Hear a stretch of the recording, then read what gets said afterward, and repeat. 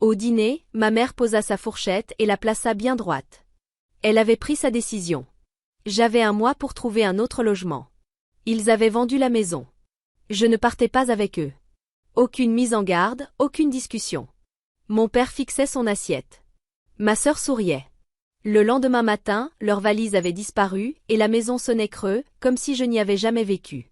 6 mois plus tard, mon téléphone a vibré. Un message de ma mère: « Pourquoi tu es encore là-bas ?» J'ai ri.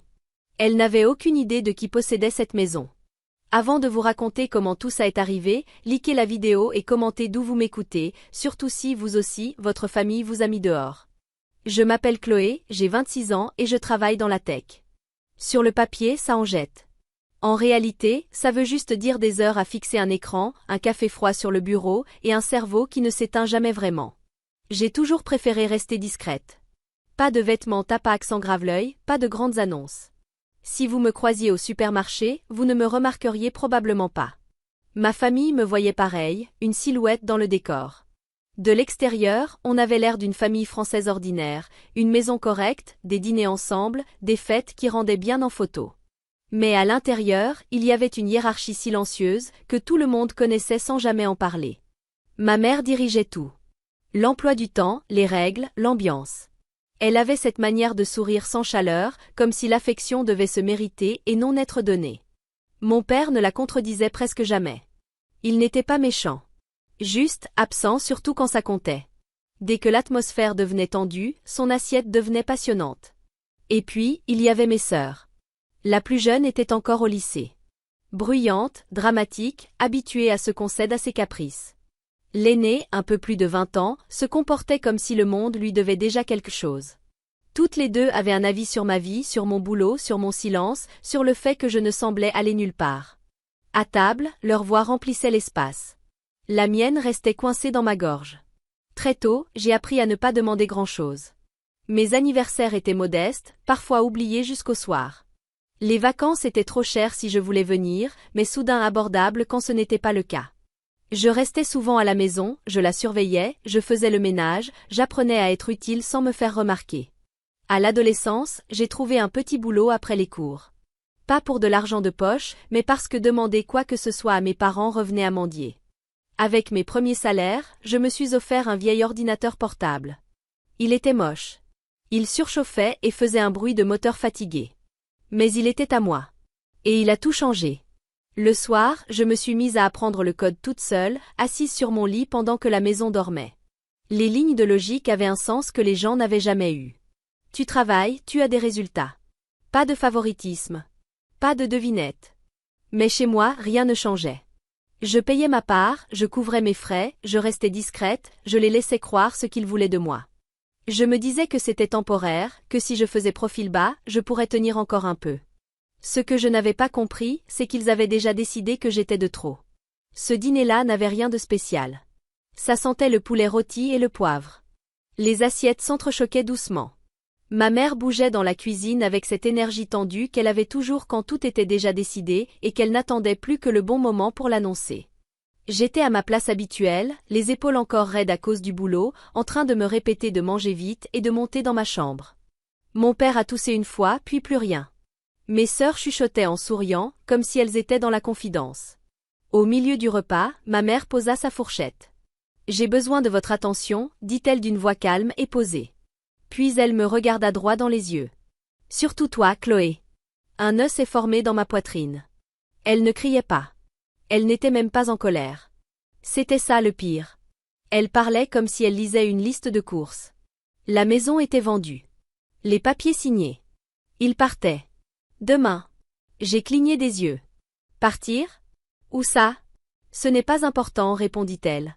Ce qui compte, c'est que tu dois te trouver un autre logement. Tu as un mois. Les mots ne sont pas tombés d'un coup. Ils se sont empilés. Vendu. Partir. Un mois. J'ai regardé mon père. Il évitait mon regard.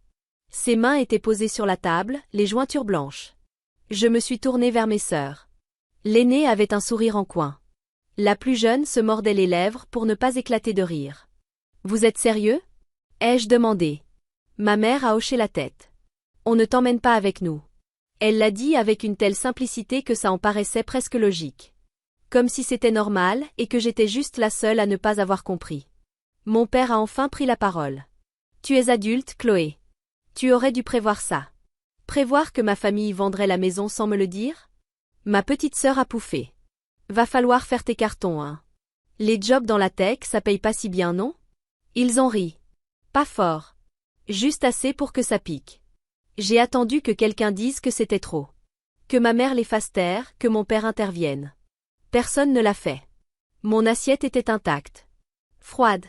Et moi, je sentais cette pression familière derrière les yeux.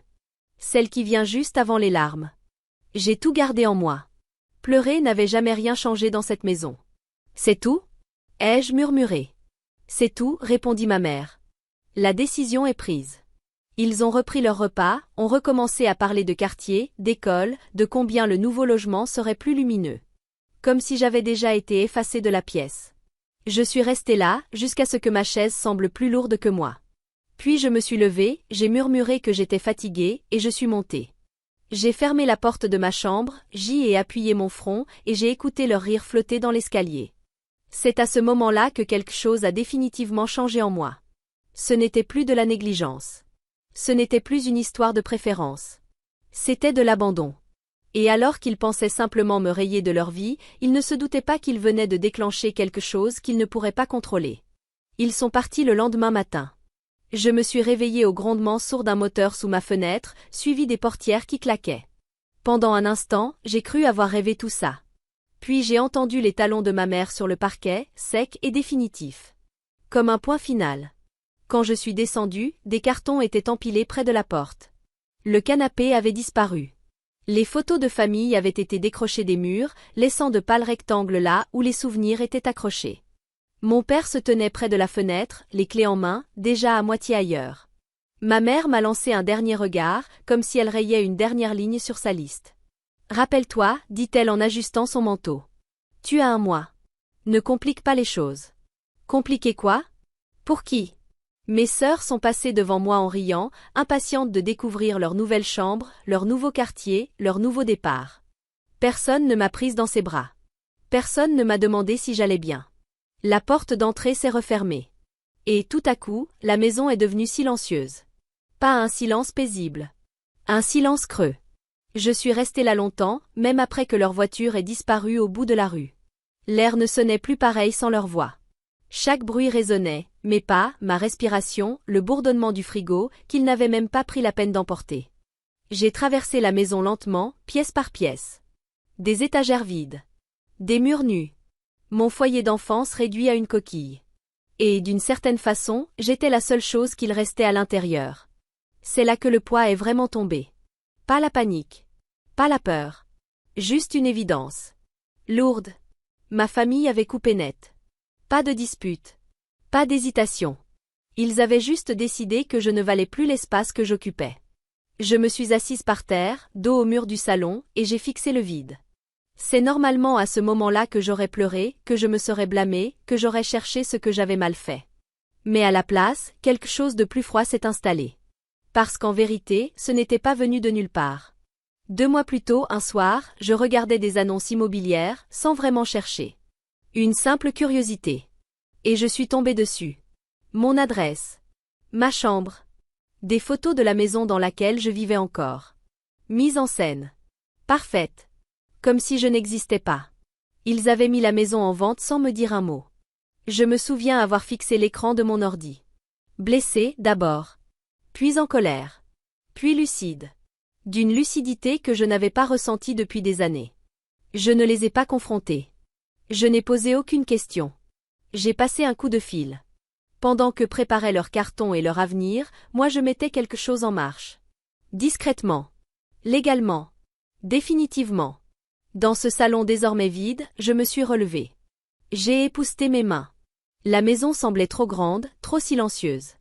Mais pour la première fois, elle semblait honnête. Ils croyaient m'avoir laissé derrière eux. Ce qu'ils ne savaient pas, c'est que c'est à ce moment-là que je suis devenue quelqu'un qu'on ne piétine plus sans conséquence. Et la prochaine fois qu'on se parlerait, le pouvoir ne serait plus de leur côté. 6 mois ont passé. Pas dans le calme. Pas comme par magie. Mais petit à petit. La maison a changé d'abord. Pas façon émission de relooking spectaculaire. Juste avec intention. Des meubles neufs ont comblé les vides. Le salon n'émettait plus d'écho. La cuisine sentait à nouveau le café. Le soir, les lumières restaient allumées parce que je le voulais, pas parce que j'attendais que quelqu'un rentre. Moi aussi j'ai changé. Je tenais mon dos plus droit. Je dormais mieux. Je ne sursautais plus à chaque notification. Ils n'ont jamais pris de nouvelles. Pas une fois. Pas de « ça va ?» Pas de « tu as trouvé un logement ?» Rien.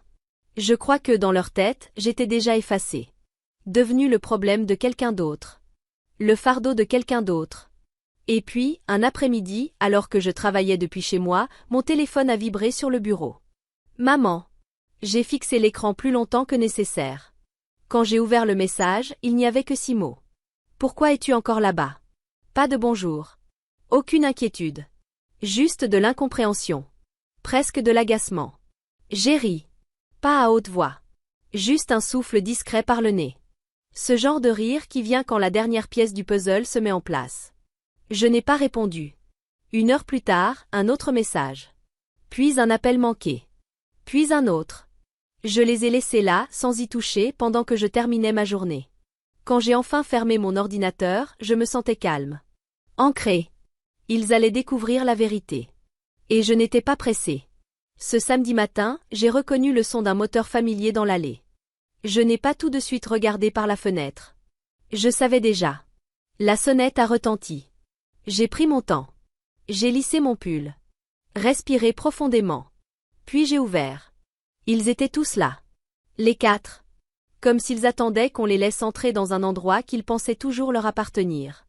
Le sourire de ma mère s'est figé dès qu'elle a vu ce qu'il y avait derrière moi, le canapé, le tapis, les tableaux au mur. Les yeux de ma sœur se sont mis à balayer la pièce. La plus jeune a laissé sa bouche s'ouvrir de surprise. Qu'est-ce que tout ça? Demanda ma mère en entrant sans attendre d'y être invitée.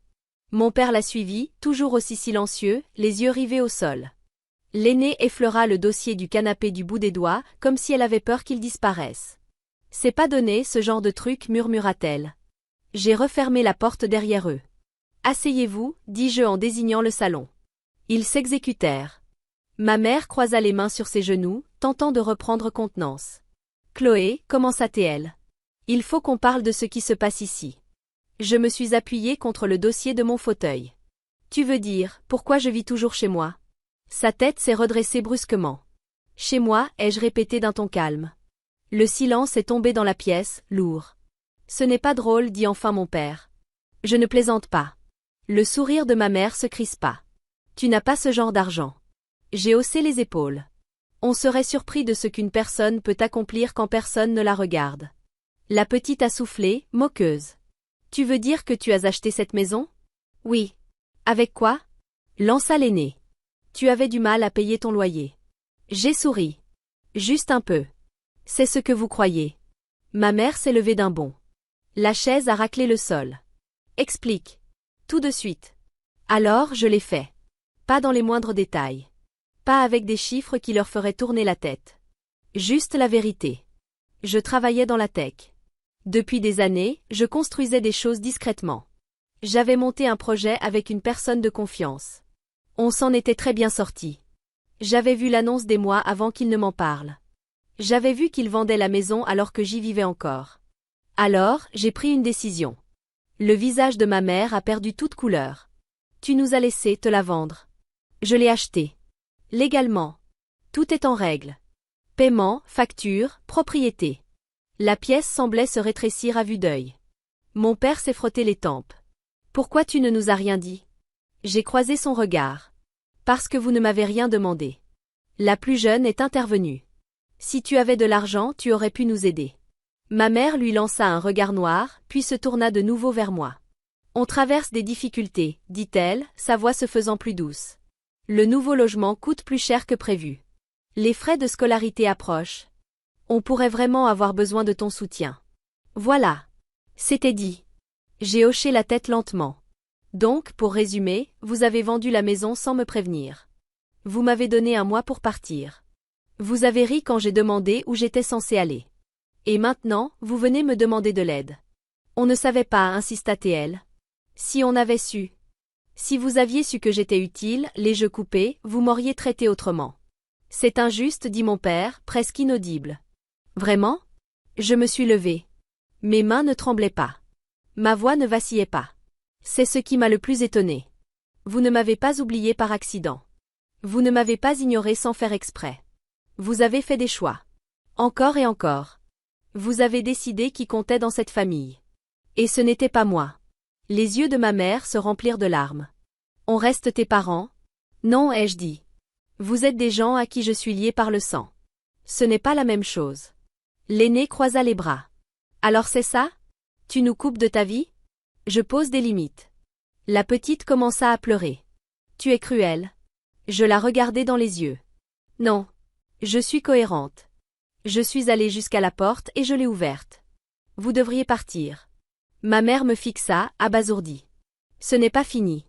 Pour moi si. Ils sont partis comme ils l'avaient fait des mois plus tôt. En silence. Sans se retourner. J'ai fermé la porte à clé et je m'y suis adossée. J'ai expiré. Pour la première fois depuis des années. La justice, ça ne fait pas de bruit. Ce n'est pas dramatique. C'est net. Et enfin, cette maison était vraiment à moi. Ils n'ont pas disparu tout de suite. Pendant des semaines, mon téléphone n'a cessé de s'allumer, appels manqués, messages, notifications. Mon père a laissé des messages vocaux. Certains commençaient par des excuses, finissaient par des justifications. Il disait qu'il aurait dû me protéger, qu'il ne s'était pas rendu compte à quel point c'était grave. J'en ai écouté un. Pas les autres. Ma sœur aînée m'a envoyé de longs textos sur les liens du sang, les malentendus, l'envie de repartir de zéro. La plus jeune a été plus directe, un nouveau téléphone, de l'argent pour les cours, de petites demandes déguisées en culpabilité. Je n'ai pas répondu. Puis un après-midi, ma tante est passée. Elle avait apporté du café et ce ton mielleux qu'on prend quand on croit bien faire. Elle m'a dit que mes parents étaient en difficulté. Qu'ils regrettaient. Que garder de la rancune me ferait du mal à moi, pas à eux. Je lui ai dit la vérité. Je n'étais plus en colère. La colère, ça brûle fort. Ce que je ressentais, c'était plus calme. Plus clair. J'avais passé des années à me rétrécir pour rentrer dans une famille qui avait déjà décidé que je ne faisais pas partie du tableau. Tourner le dos, ce n'était pas une vengeance. C'était du respect de soi. Elle a hoché la tête. Même si je sais qu'elle n'a pas tout compris. La vie est redevenue plus simple après ça. Le travail restait prenant. Mais la maison, elle avait enfin l'air d'un vrai chez moi. J'y ai reçu des amis. J'ai fêté mon anniversaire pour la première fois sans attendre qu'on s'en souvienne à ma place. Parfois, le soir, je m'asseyais dans le salon, les lumières tamisées. Et je repensais à quel point j'avais failli croire que je valais moins. Je ne valais pas moins. Je ne l'avais jamais valu. Partir m'a appris une chose, simple mais puissante. La famille, ce n'est pas ceux qui partagent ton nom. C'est ceux qui restent quand tu n'as rien à offrir sauf toi-même.